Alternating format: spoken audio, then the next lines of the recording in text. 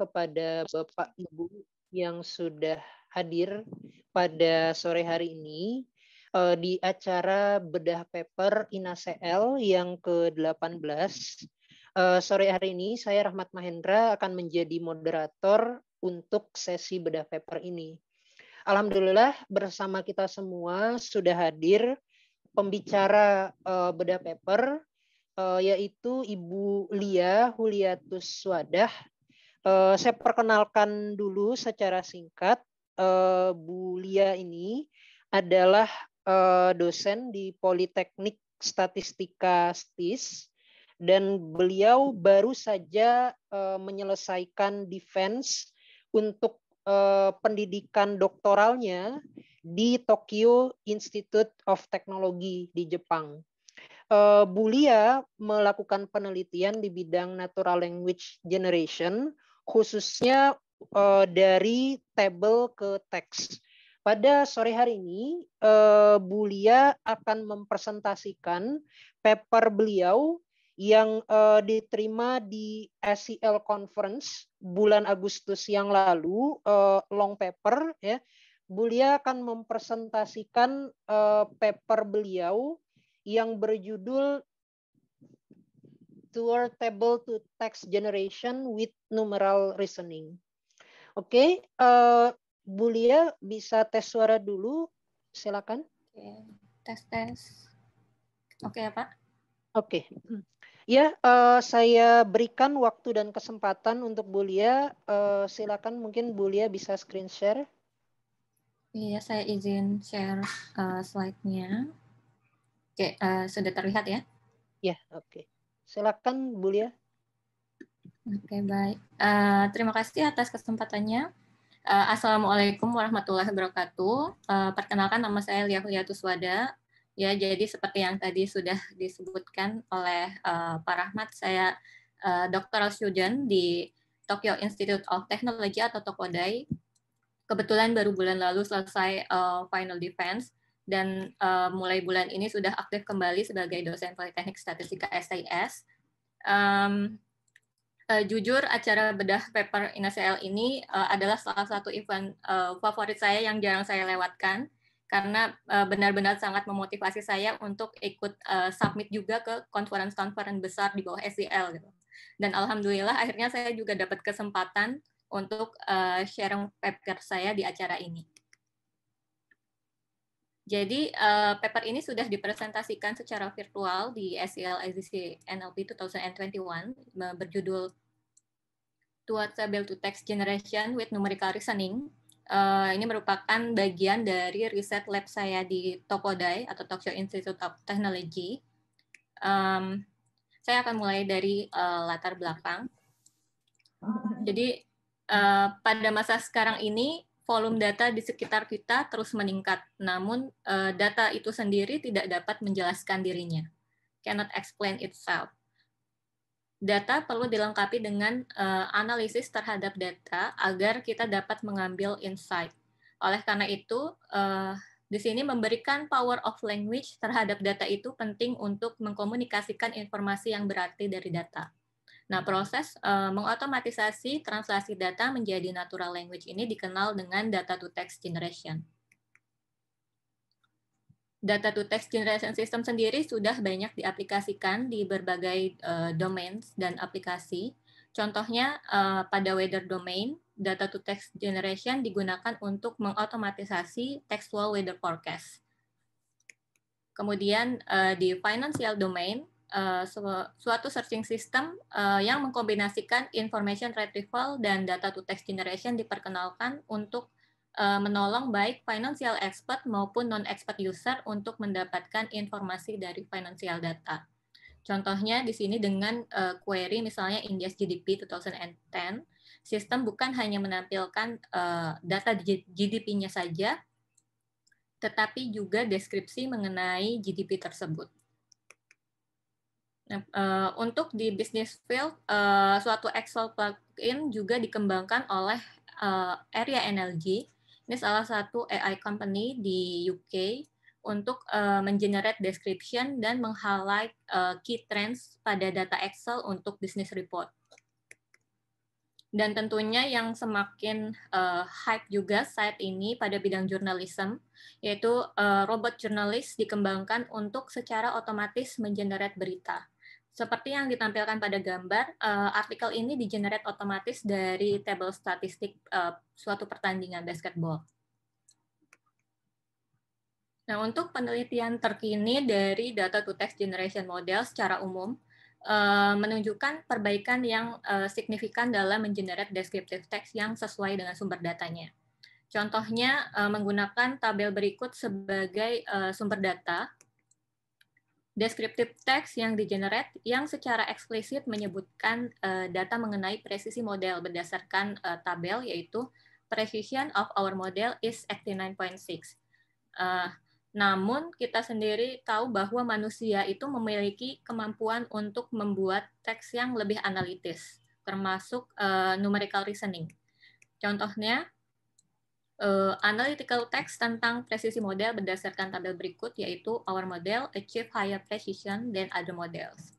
Nah, pada penelitian ini kami fokus menyelesaikan tabel to text generation with reasoning dengan memanfaatkan heuristik dari hasil operasi aritmetik menggunakan data di dalam tabel. Di sini kami mencoba membangun dataset menggunakan tabel numerik dan deskripsi tentang tabel tersebut dari suatu scientific paper yang memang secara natural deskripsi tersebut dihasilkan oleh para expert, yaitu researcher. Kami menyebut dataset ini dengan numeric energy dataset. Nah, untuk proses pembangunan datasetnya, pertama kami melakukan scraping PDF file dari SEL Intelligence website. Lalu untuk setiap PDF paper kami mengekstrak tabel numerik dari bagian result. Lalu dari teks yang ada di paper kami mengekstrak deskripsi yang menyebutkan tabel number dari setiap tabel yang diekstrak. Kemudian di setiap tabel dan deskripsi yang diekstrak dicek kembali untuk memastikan tabel yang diekstrak itu strukturnya benar antara header table dan data numeriknya. Kemudian setiap kalimat dari deskripsi tabel nanti diklasifikasikan menjadi kelas dua kelas data description dan not related data description, dan hanya data description saja yang dimasukkan sebagai dataset ini untuk memastikan bahwa hanya deskripsi yang terkait dengan data numerik di tabel yang digunakan untuk model training. Lalu untuk setiap tabel deskripsi, kami menganotasi header entity, jadi ini dipilih dari header tabel yang menjadi target dari deskripsi tersebut. Contohnya header target dari deskripsi tabel berikut, yaitu our full model. Jadi dataset yang kami bangun ini digunakan untuk conditional text generation dengan tabel numerik sebagai sumber datanya, target header sebagai fokus dari deskripsinya untuk menghasilkan deskripsi data dari tabel untuk target header tertentu.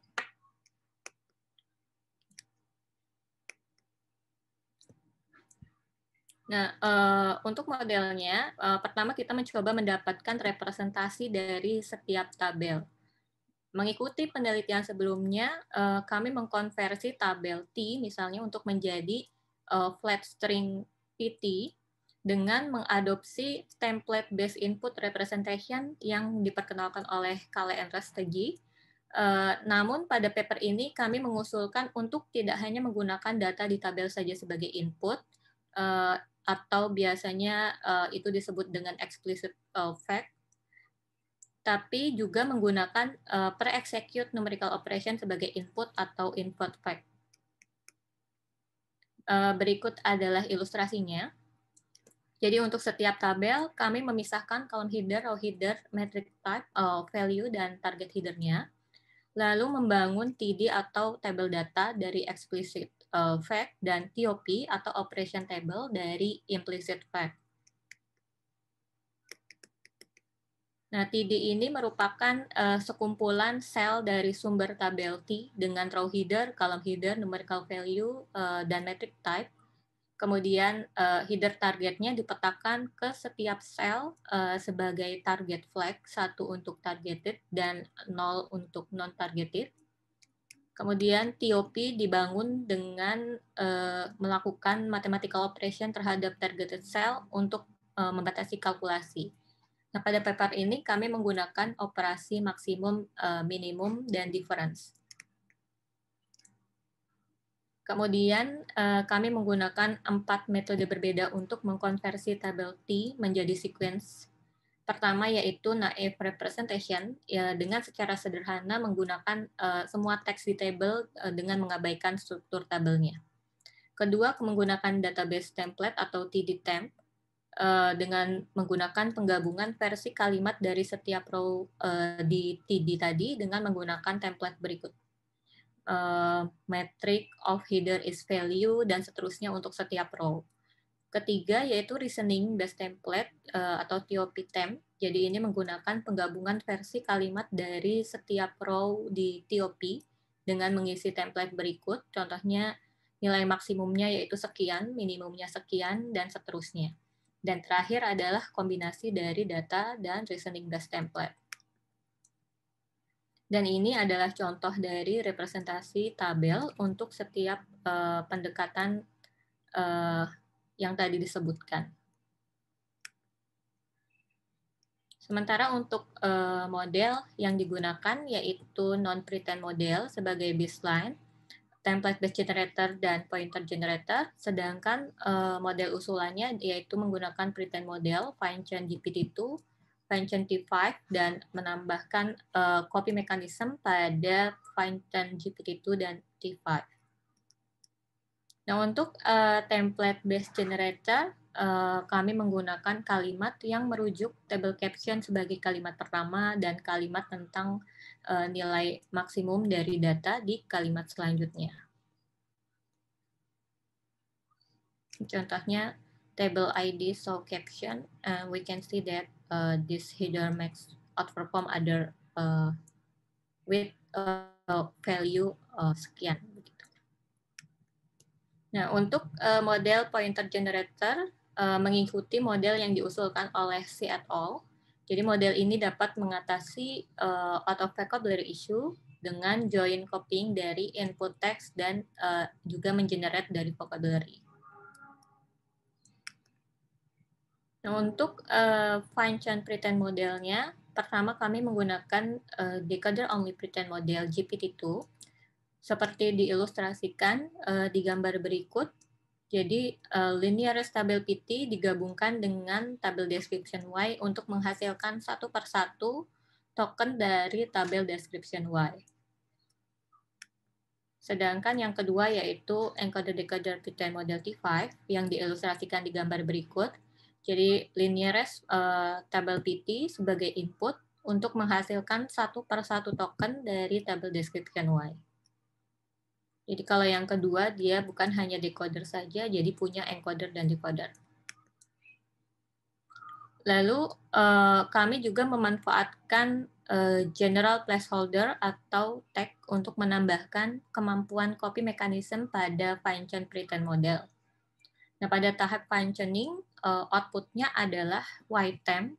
Jadi di sini deskripsi tabel, tapi dengan placeholder, contohnya table ID show that hidden max achieve higher metric max and metric max. Nah, nanti di tahap inferensianya baru kemudian setiap Y-temp itu yang di hasil prediksinya dikembalikan kembali menjadi Y dengan placeholder alignment. Jadi table ID itu apa, hidden maximum itu apa, dan seterusnya. Ini adalah placeholder yang kami gunakan, menggunakan data di table TD, jadi terkait header, metric, dan value yang tadi disebutkan di tabel. Ada header target, metric target, value target. Target itu berarti yang menjadi target, karena kita punya kondisionalnya adalah target header tertentu, jadi itu kita pisahkan antara header target dan yang bukan header target, dan seterusnya. Sementara yang placeholder yang dengan table TOP itu terkait implicit fact dari hasil operasi matematika. Jadi di sini kita punya header max, metric max, dan seterusnya. tadi kita hanya mengcover maksimum, minimum, dan difference. Nah, khusus untuk difference, karena dia membutuhkan 2 argumen, jadi di sini ada header difference 1 dan header difference 2. Selebihnya sama dengan operasi lainnya. Dan ini adalah ilustrasi dari proses alignment-nya. Jadi pada tahap fine-tuning-nya, modelnya belajar untuk menghasilkan deskripsi dengan placeholder. Lalu saat inferensial, baru whitecap term-nya dikembalikan menjadi whitecap dengan alignment terhadap TD dan TOP.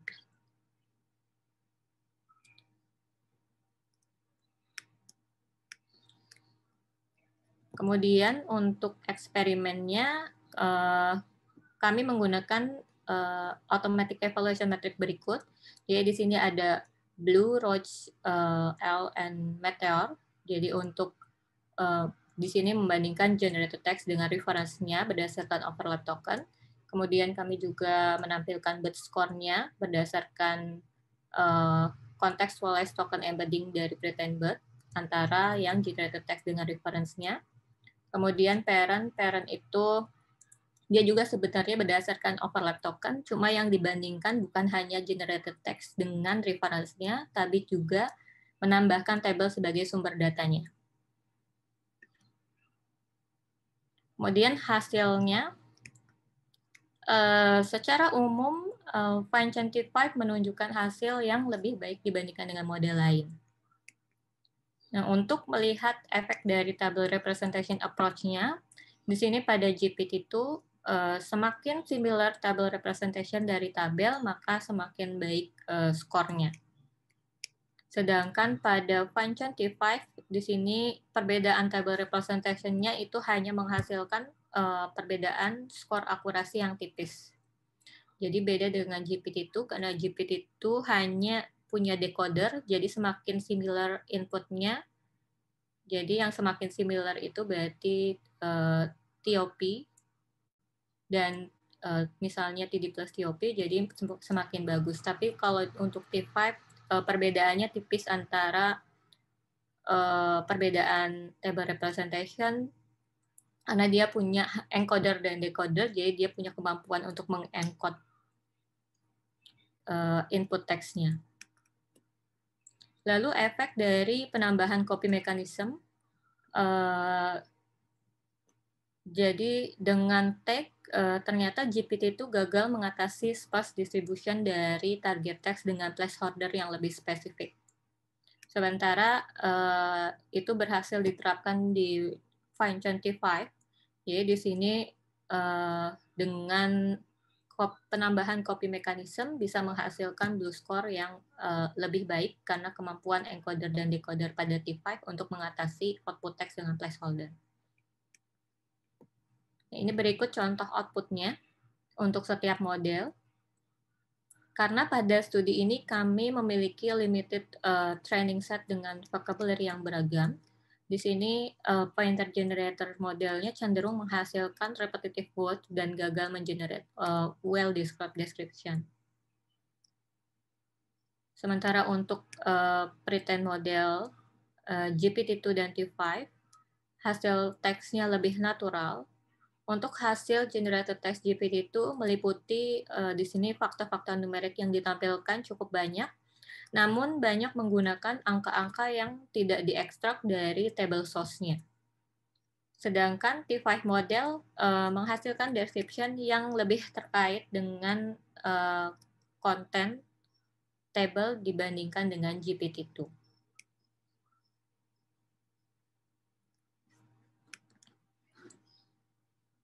Nah, karena automatic evaluation pada hasil eksperimen tersebut belum mencakup kesesuaian teks yang dihasilkan, maka kami juga melakukan human evaluation.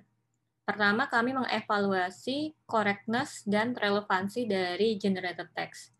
Nah, di sini setiap evaluator itu diminta untuk menghitung berapa banyak fakta dalam deskripsi yang didukung oleh data numerik di tabel, dan berapa banyak yang kontradiktif. Karena teksnya meliputi numerical reasoning text, maka kami memisahkan fakta-fakta dalam tabel menjadi descriptive numerical fact dan input numerical fact. Kemudian, Rater diminta mengukur level of relevance dari generated text terhadap table caption menggunakan 4 Likert scale, highly relevant, relevant, somewhat relevant, dan irrelevant. Berikut contoh interface dari halaman evaluasinya.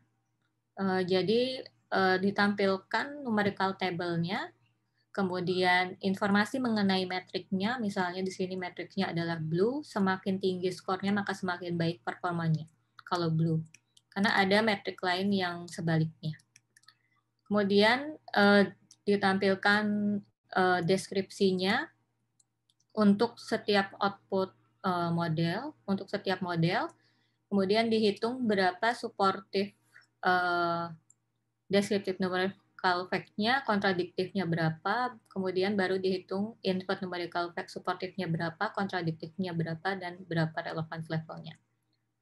Dan di akhir ada sanity question, ini tabel related question, untuk memastikan bahwa raternya itu benar-benar dapat memahami tabel yang ditampilkan.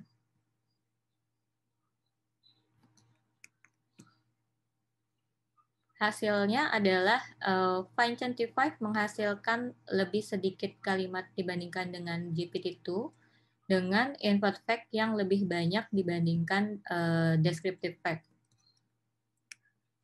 Dan menambahkan copy mechanism pada Find25 mengurangi rasio dari fakta kontradiktif pada descriptive dan input fact-nya.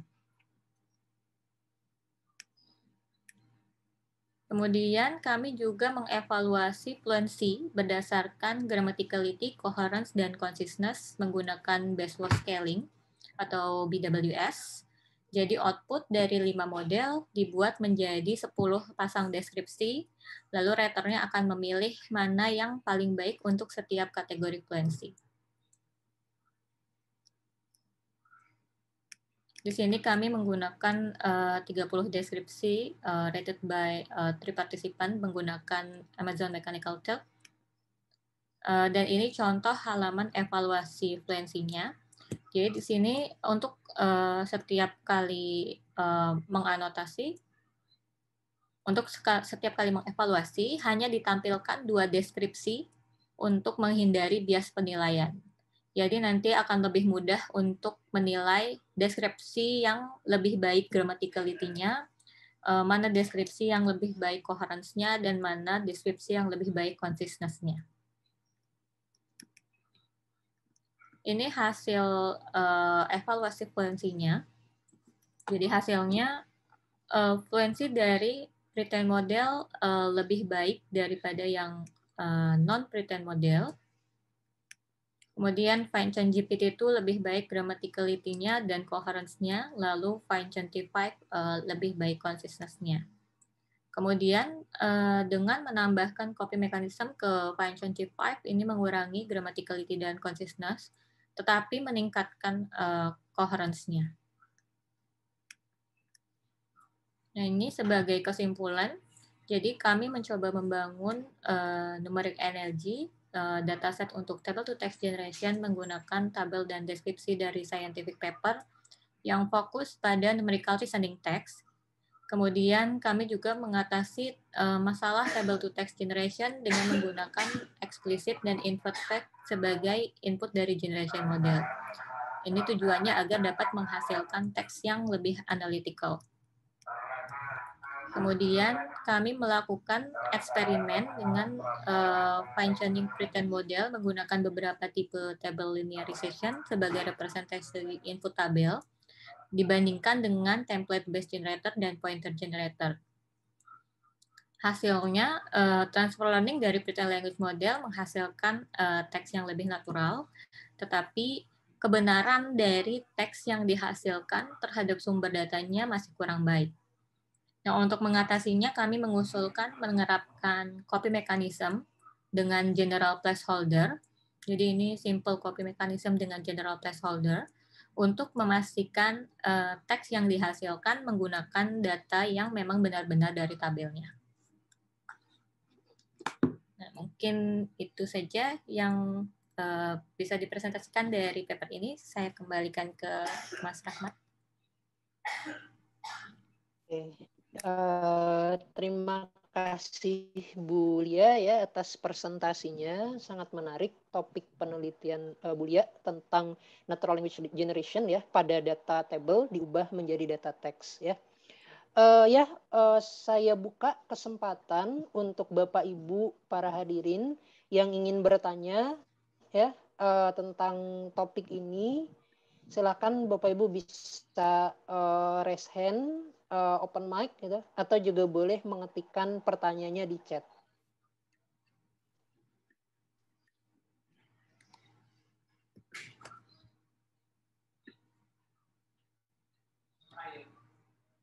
Ya, silakan Bu Lucia. Baik, terima kasih untuk sharing artikelnya, Lia. Ini pekerjaan yang luar biasa sekali. Ya, tapi ini pertanyaan saya, Bu Lia.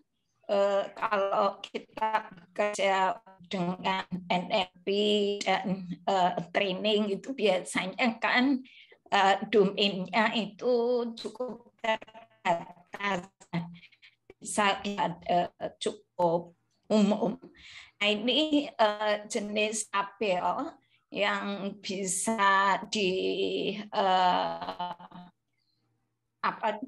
yang bisa dikonversi untuk menggenerasikan bahasa atau kalimat itu pakai tabel hasil-hasil penelitian seperti yang ditampilkan tadi, atau misalnya tabel ramalan cuaca atau tabel harga saham, atau masih sekedar batas pada domain tertentu. Dulu tanya yang mungkin ini terkait juga dengan data training, data latih, dan data tesnya itu mungkin tadi belum banyak dijelaskan. Terima kasih. Oke, terima kasih Bu Lucia atas pertanyaannya. Mungkin silakan Bu Lia langsung menjawab dulu. Iya, terima kasih Bu Lucia pertanyaannya. Jadi memang kalau dari dataset yang kami gunakan itu kan memang kami pakai scientific paper ya. Jadi tabel-tabel yang memang diekstrak dari paper-paper tabel hasil penelitian. Biasanya tabel hasil eksperimen. Karena kalau tabel hasil eksperimen itu kan memang fokusnya biasanya di tabel numerik, isinya adalah numerik. Nah, sebenarnya domain ini juga salah satu hal yang penting karena kan kita mencoba training, terus bagaimana kalau misalnya dilakukan tes untuk domain yang lain gitu kan. Nah, sebenarnya kalau main poinnya adalah numerical reasoning itu sendiri kan sebenarnya bukan untuk scientific paper saja, tapi bisa juga untuk semua domain. Nah, tetapi gimana kita coba testing di domain yang lain, ini sebenarnya bukan bagian dari paper ini, tapi ada juga di disertasi saya. Jadi kami juga coba mengimplementasikan di salah satu dataset yang memang ada reasoning-nya, yaitu Logic NLG. Jadi itu tabel-tabel dari Wikipedia. Jadi itu kan domainnya lebih umum ya Bu, kalau tabel dari Wikipedia karena kan open domain. Nah, yep. Itu kami coba juga dan ternyata memang itu bisa diterapkan juga di domain yang lain karena konsep numerical reasoning-nya itu sendiri kan bisa diterapkan di semua domain. Cuma memang ada keterbatasan. Mungkin belum ya. Iya, tuh. Dan belum dites juga kalau ke domain yang lain hasil presisi recall atau tes-tes yang seperti tadi ya Bu ya. Iya. Terima kasih. Terima kasih juga Bu Lucia. Oke, pertanyaan berikutnya sudah ada pertanyaan di chat dari Pak Lukas ya. Saya bantu bacakan. Pak Lukas bertanya tadi dalam presentasinya Bu Lia menyebutkan ada yang disebut dengan hallucinated phrases. Nah, mungkin Bu Lia bisa menjelaskan contoh hallucinated phrases itu seperti apa? Iya, jadi kalau di NLG, Natural Language Generation, itu memang sering sekali disebutkan di paper-paper tentang NLG itu hallucinated phrases, terutama paper-paper tentang data to text generation. Jadi di sini maksudnya adalah teks yang dihasilkan itu ada data-data menjelaskan data-data yang tidak ada di sumber datanya gitu. Contohnya kalau misalnya di hasil output yang ini, yang saya tandain warna merah. Jadi sumber datanya itu tidak ada angka-angka ini. Jadi ya kami sebutnya itu hallucinated phrases.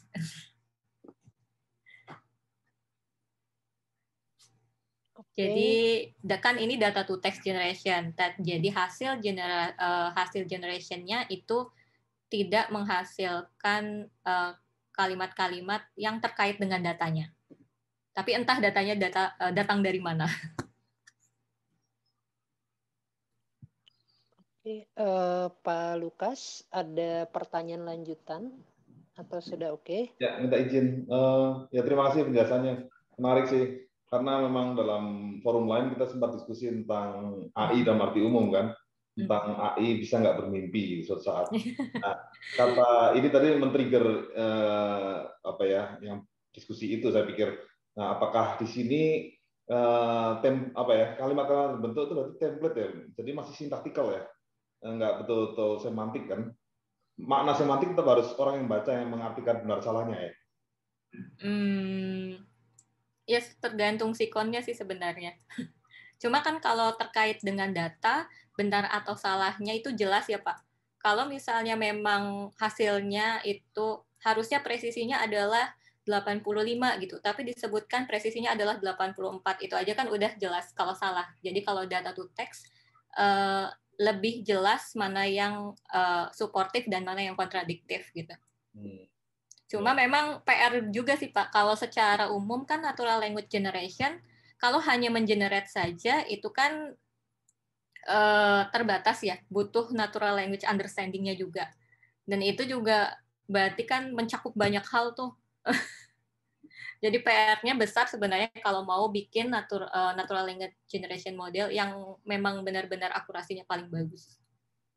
Iya, oke. Soalnya ini kan ini baru satu tahap kan generation. Kalau nanti machine to machine ini kan jadi akhirnya terjadi miskomunikasi kan, dia mendeliver pesan yang salah, nanti ditangkap oleh mesin lain lagi yang lebih salah lagi. Nah, maksudnya conversation-nya jadi kacau gitu kan ya. Iya. Ya. Memang harus dua-duanya Pak, natural language generation dengan understanding-nya.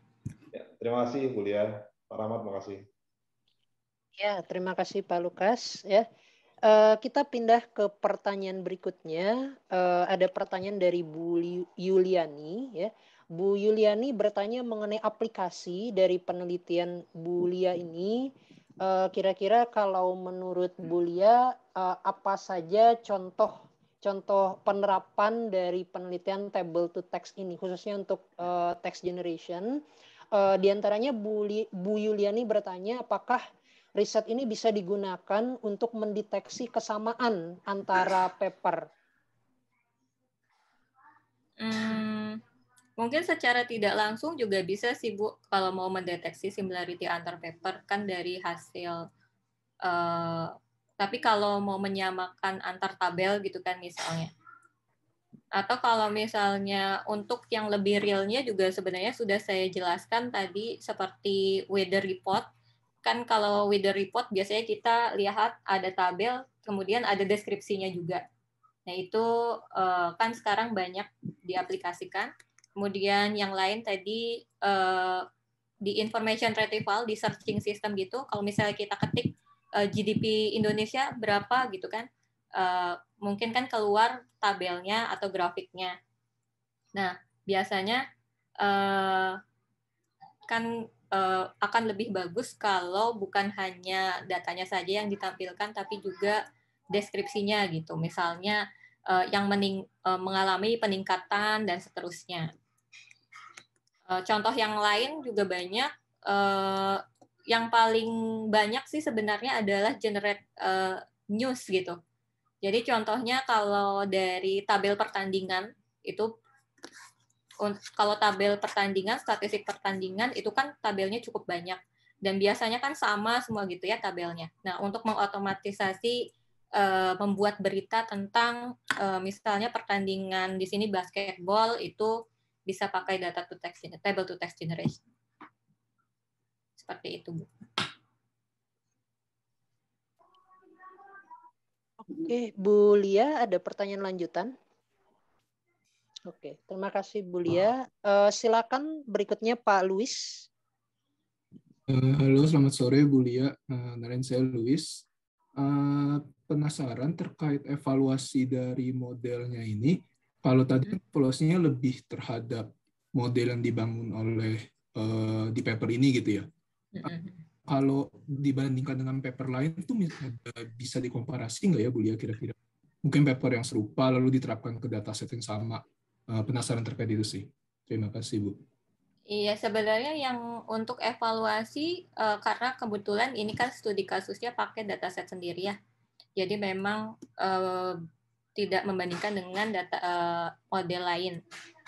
Tapi di sini hanya membandingkan dengan model baseline-nya. Di sini ada template base dengan pointer generator. Itu model umum yang ada di natural language generation.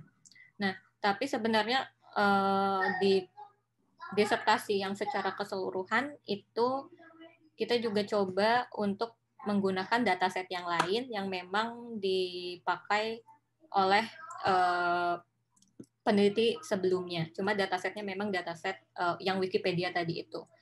Itu bisa juga sih sebenarnya untuk yang umum, kalau pakai yang automatic evaluation matrix, ini sebenarnya bisa dipakai.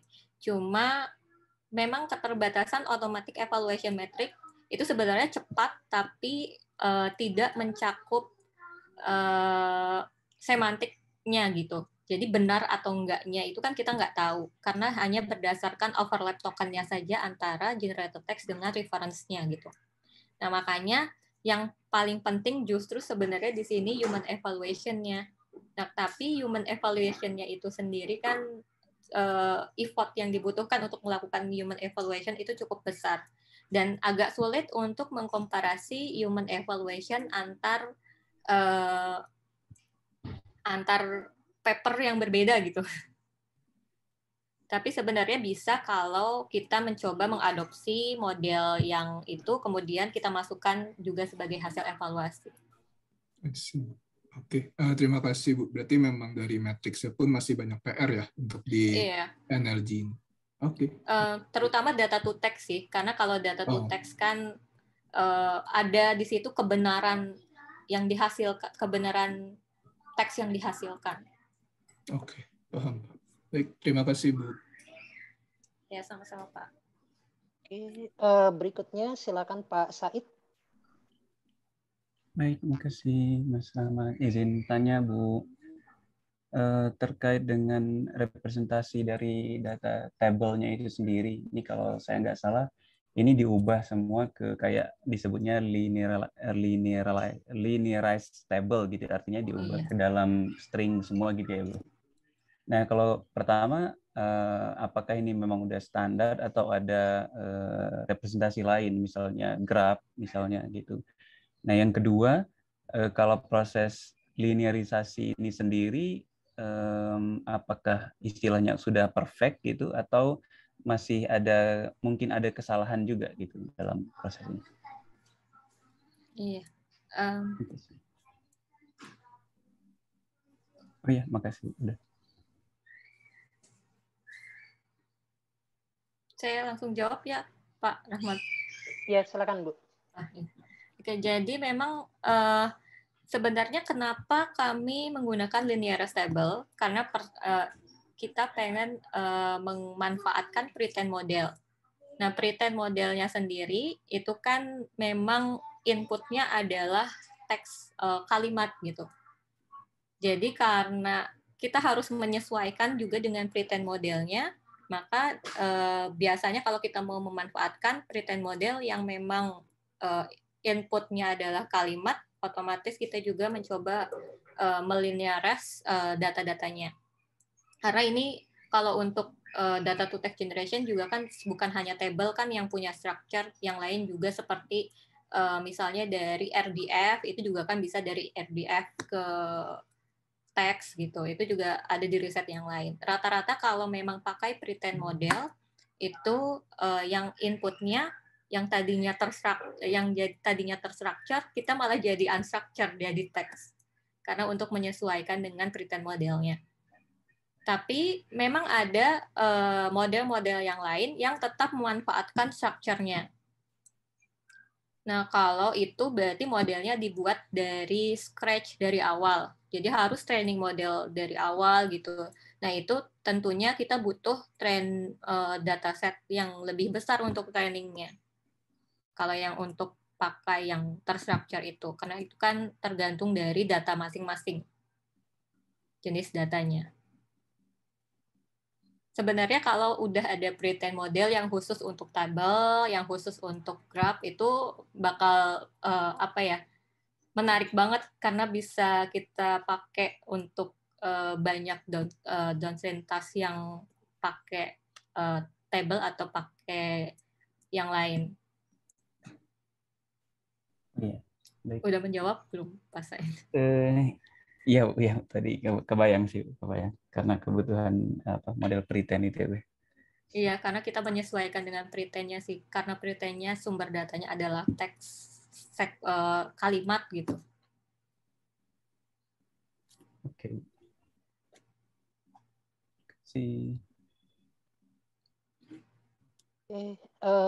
Dari Bapak Ibu yang lain, apakah ada pertanyaan?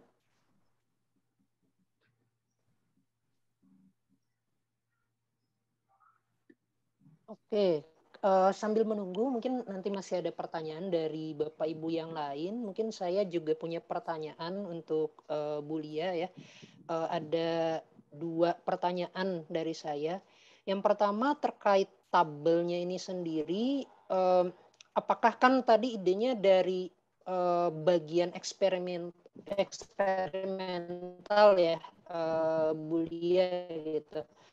Apakah tabelnya itu ada constraint tertentu atau seperti di contoh slide ini kan relatif simple ya, Bu? Maksudnya dalam artian setiap kolom satu header, setiap baris yang nggak ada yang digabung gitu. Kadang-kadang kan kalau ngelihat tabel hasil eksperimen itu ada yang multiple kolom, ada header yang digabung, terus kompleks lah gitu tabelnya. Apakah ada constraint seperti apa tabelnya gitu?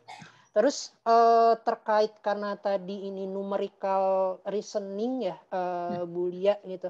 Apakah numerical reasoning yang sudah diterapkan dalam penelitian ini baru pairwise gitu? Jadi hanya misalnya tadi kan membandingkan precision mana yang lebih tinggi atau beberapa perbedaannya gitu. Atau apakah juga sudah bisa misalnya diberikan mungkin lebih dari 2 gitu atau bisa beberapa gitu. Kita menerapkan reasoning pada data tersebut gitu. Terus mungkin satu lagi ya, mungkin 3 pertanyaan dari saya mengenai kualitatif analisisnya gitu. Kalau sejauh ini kasus-kasus apa saja yang masih sulit ditangani oleh model gitu, terutama untuk model terbaik gitu. Terima kasih Pak Rahmat.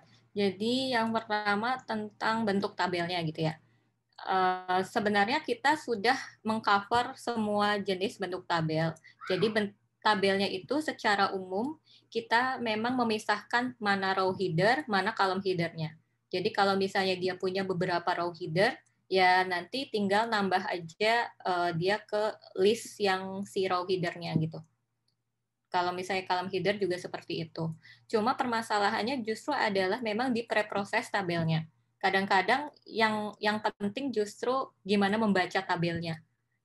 Karena aplikasi untuk membaca tabel secara otomatis kemudian menjadikan dia terpisah semua antara row header, column header dengan selnya itu yang justru yang masih terbatas.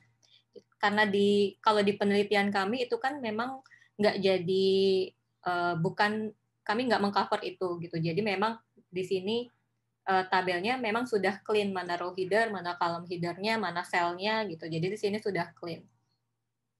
Tapi memang sudah mencakup semua jenis tabel. Jadi mau berapa row header, berapa level row headernya, berapa level column headernya, itu sudah bisa dicakup di sini. Kemudian yang kedua itu tentang apa ya Pak?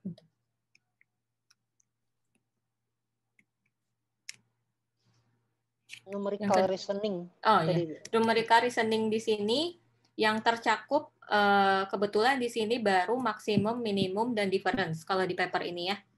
Tapi secara keseluruhan kami juga sudah mencoba menambahkan kalau di disertasi penuhnya itu operasi yang lain seperti sum, total, kemudian average yang seperti itu sudah coba dimasukkan. Tapi sebenarnya yang terpenting dari riset ini justru adalah header targetnya. Karena tabel itu kan sebenarnya isinya banyak ya Pak. Data di dalam tabel itu banyak.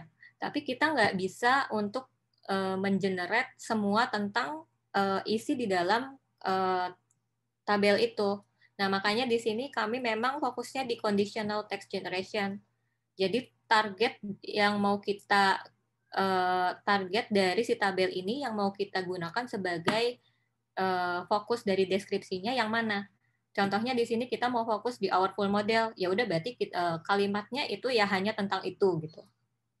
Nah itu jadinya agak lebih mudah kita evaluasinya.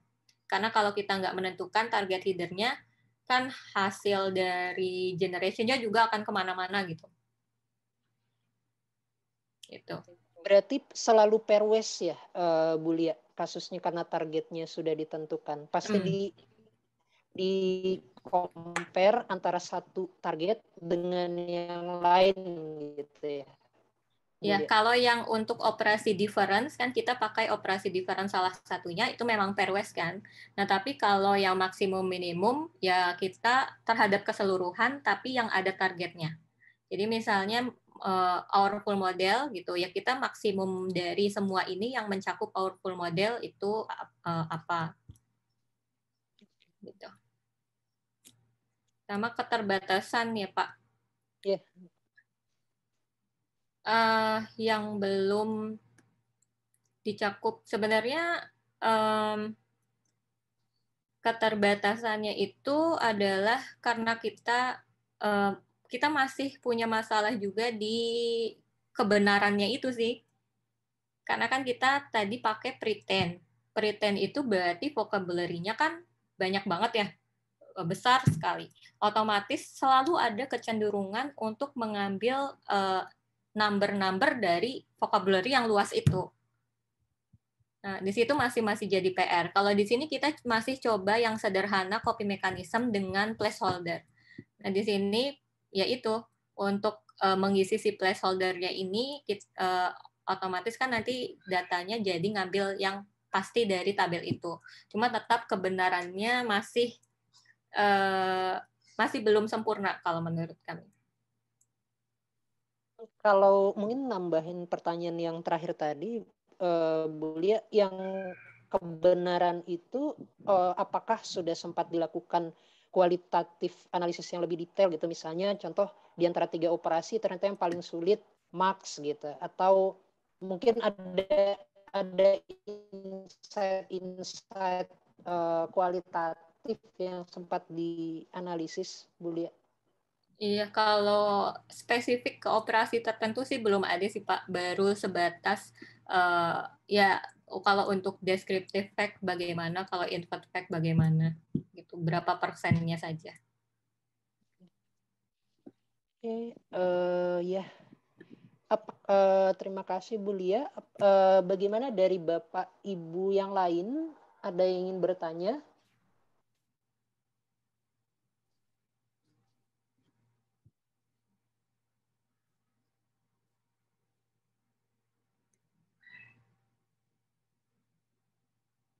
Oke, sepertinya tidak ada pertanyaan lagi di chat ya, maupun Bapak Ibu yang tunjuk tangan. Jadi mungkin saya persilakan Bu Lia mungkin closing statement ya, mungkin terkait topik ini, atau mungkin adaptasi khususnya untuk bahasa Indonesia gitu, atau hal yang lain gitu yang kira-kira bisa memotivasi kita semua ya. Ini topiknya saya rasa sangat menarik ya, dan belum banyak juga dieksplor. Jangan di bahasa Indonesia, di bahasa Inggris juga sepertinya masih jarang ya peneliti yang bermain di area ini. Ya, terima kasih Pak Rahmat. Jadi memang kalau dari judulnya sendiri kan towards ya. Jadi memang ini masih tahap yang awal yang kita mencoba untuk main di numerical reasoning. Karena biasanya hanya deskriptif saja gitu dari tabel. Cuma ya saya juga sebenarnya masih penasaran bagaimana untuk menerapkannya di bahasa Indonesia. Jadi kalau ada teman-teman yang berminat, saya juga sangat ingin sekali bisa berkolaborasi dengan teman-teman yang lain yang memang barangkali tertarik dengan topik ini. Karena saya juga kebetulan masih baru kalau pakai dataset bahasa Indonesia, karena sebelumnya kan selalu main di bahasa Inggris karena memang resource-nya lebih banyak, jadi lebih mudah untuk kita kulik. Pasti kalau misalnya kita coba terapkan di bahasa Indonesia akan ketemu lagi tuh lebih banyak tantangannya. Begitu. Terima kasih.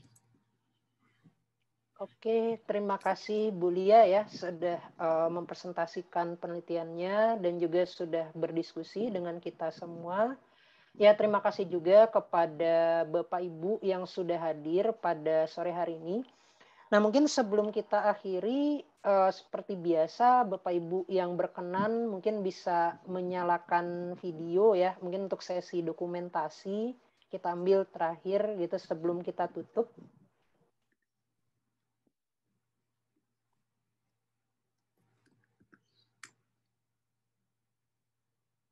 Oke, sebentar Bapak Ibu.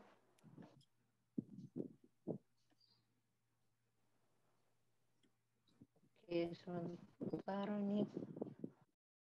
Saya belum bisa view-nya ya.